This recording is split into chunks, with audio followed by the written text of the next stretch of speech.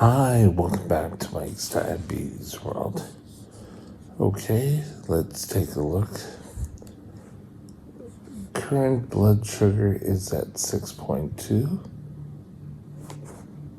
Pretty good. Fully calibrated. Now, today was this very special day that happens once in a blue moon. This results matched my blood sugar. Now, you may say, well, that should happen all the time. It would be nice, but we're not there yet. I have no active insulin in my body. However, my body is still getting insulin by the basal rate, so I'm not too concerned. Okay. Oops, let's go this way, shall we? That's what my last few hours have looked like, since about 1 to about 6. Pretty good. How do I feel on a day like this? I'm feeling so much better. I slept better. I was, in sleep-wise, knocked out. I slept so well.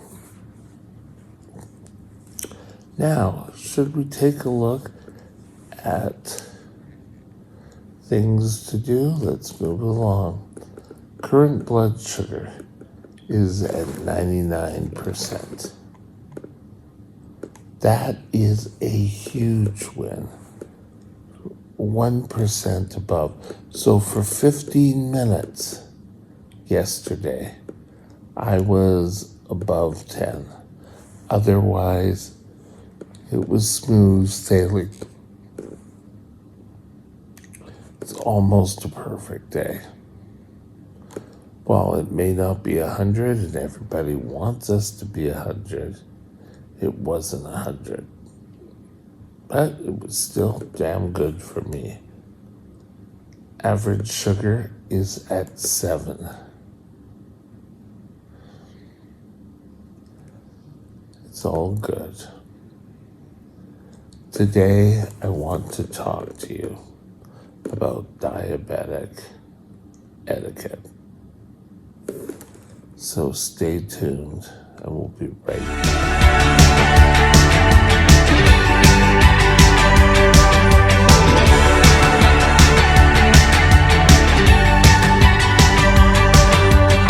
This channel is provided for informational purposes only.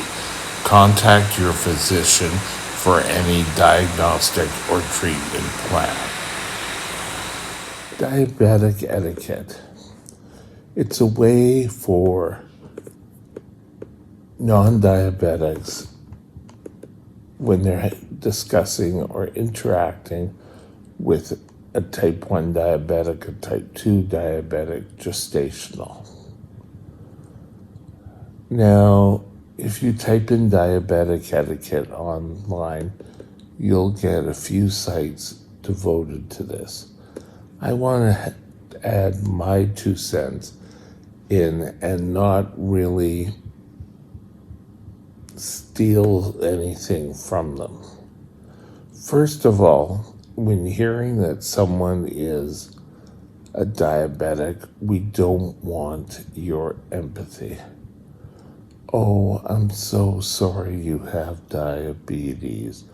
Oh, it must be so difficult. What is that? You can be supportive. Hey, how's it going? What can I do to help you?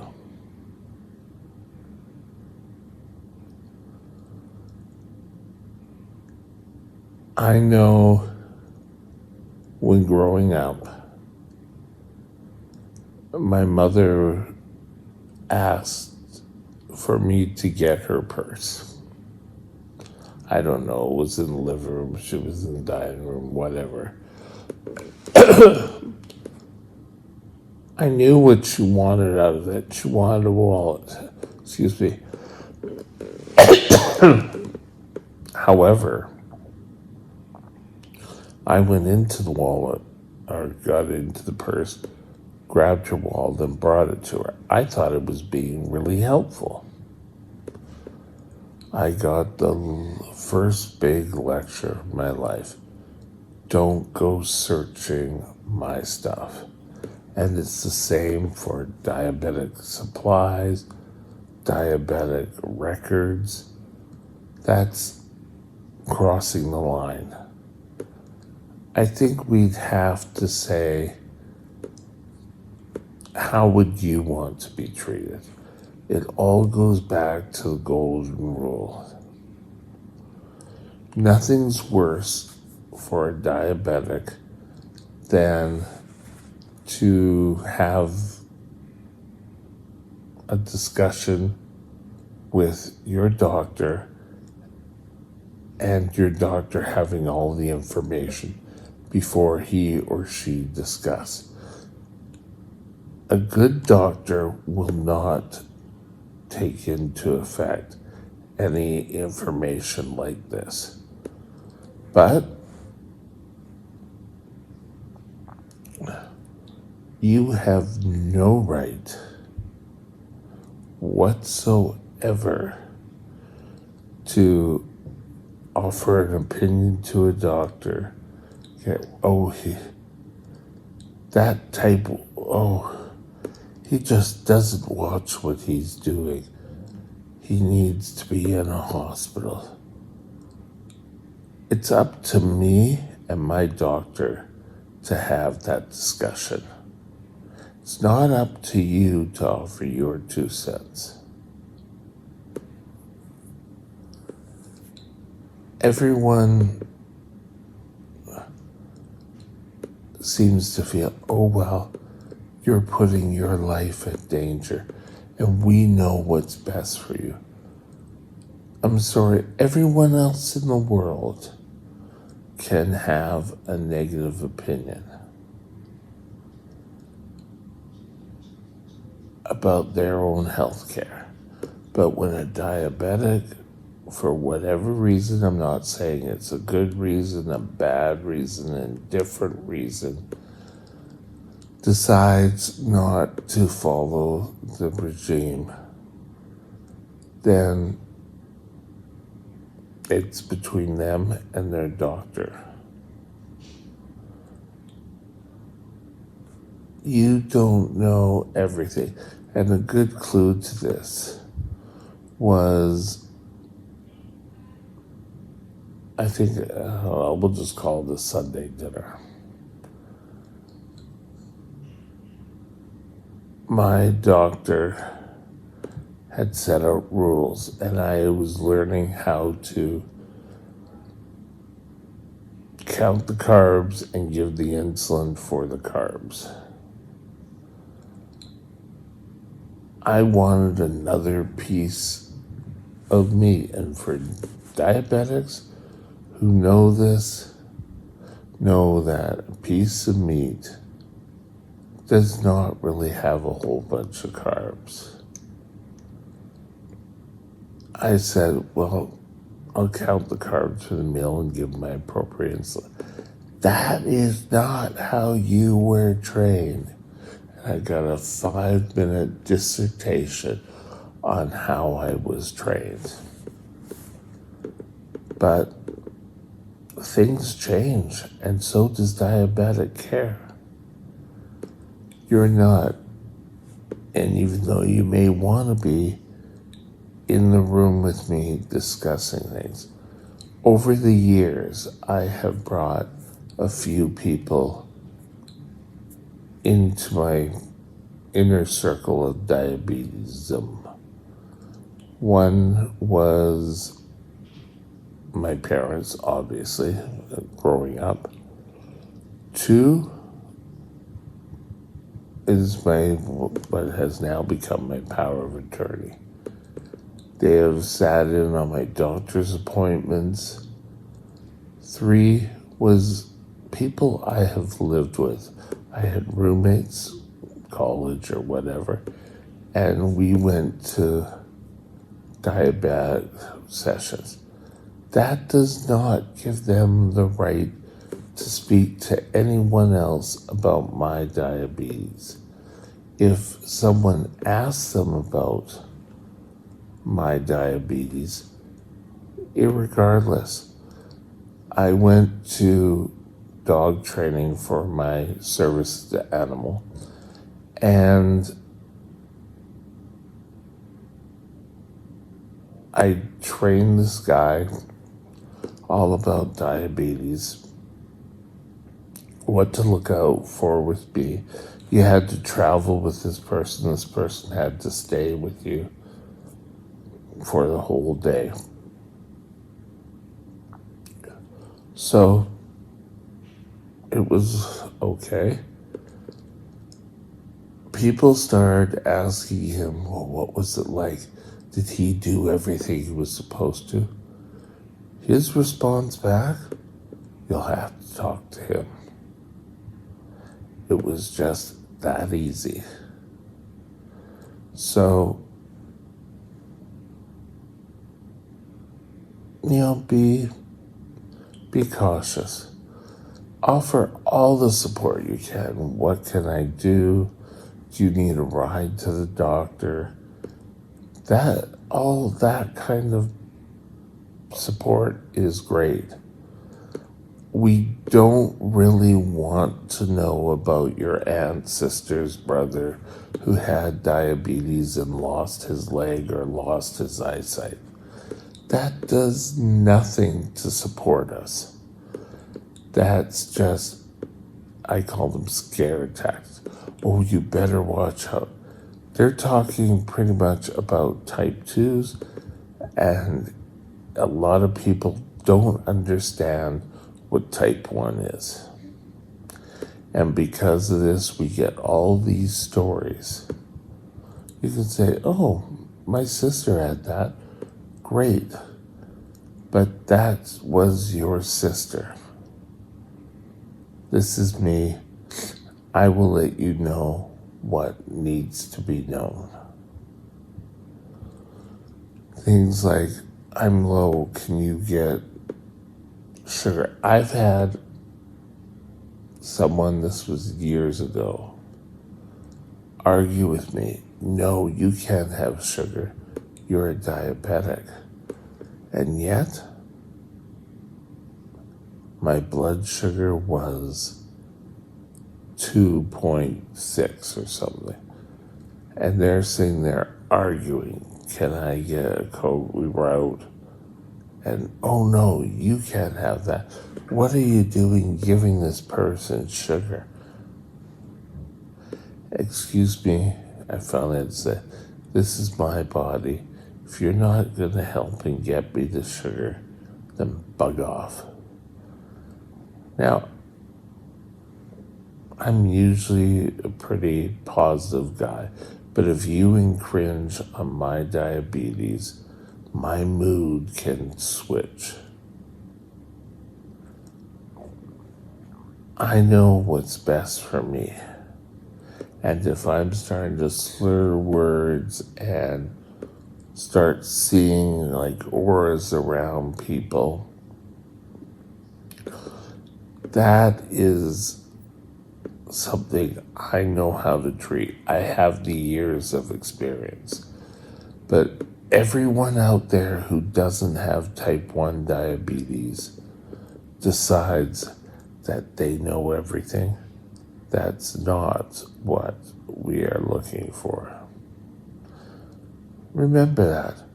The diabetic is the one that has to live with the disease. Take it easy.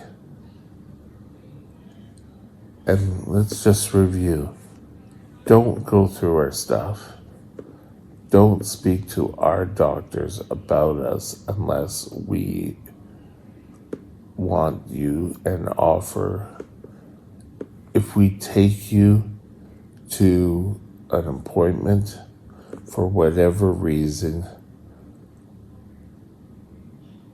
learn and Learn how to deal with things.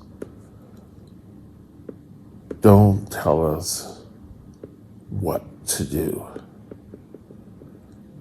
Offer support in our decisions about our health care. We have the right, everyone else has conditions,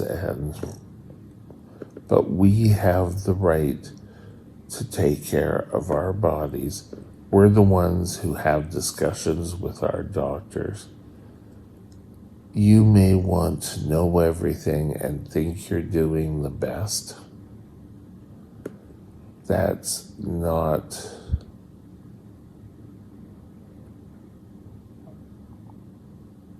anything. I was a part of a volunteer organization years ago, and I'm not going to say who or what the organization was. It's irregardless. There was an employee who had given dedicated service, but as any large organization, there were sides saying, oh, she should resign. She's not healthy enough. Okay, I don't know if this person was a diabetic.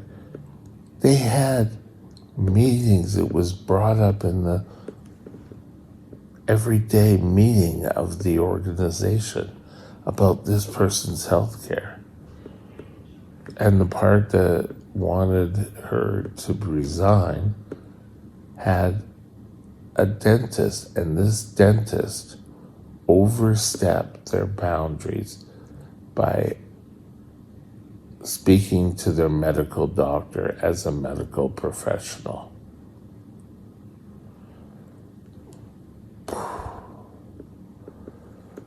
It's almost getting to the part if a medical professional says that he or she wants to speak to your doctor, they should ask. That was over the bounds. I don't know if he ever lost his license with the dental board, but I, to this day, can't believe that someone would go that far to go behind the back. In any other business, that person would be brought up on charges, but oh well, it's a volunteer organization. No, irregardless. Remember, be how you want to be treated. Be supportive.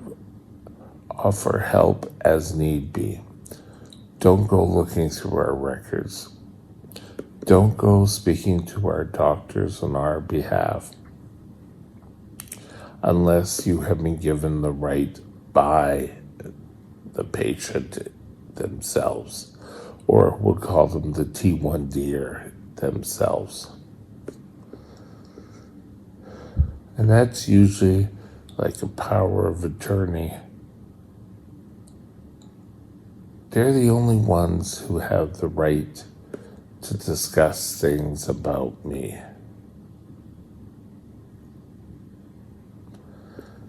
That's just a building block. I'm sure I'll be back with more. But etiquette, the person has a right to live as a person. You wouldn't want your medical information discussed by anyone who's not involved in your care. And if they are involved in the care, kind of like a support person, I control what the information and who can discuss. It's as easy as that. I know I was a little blunt in some aspects, but be positive and offer support to a person. Remember how you would probably want to be treated. Okay. With that, I think we're going to call it a day. I hope this was somewhat informative. Have a good day. Bye now. My email is mikesdiabetesworld@gmail.com. mikesdiabetesworld@gmail.com.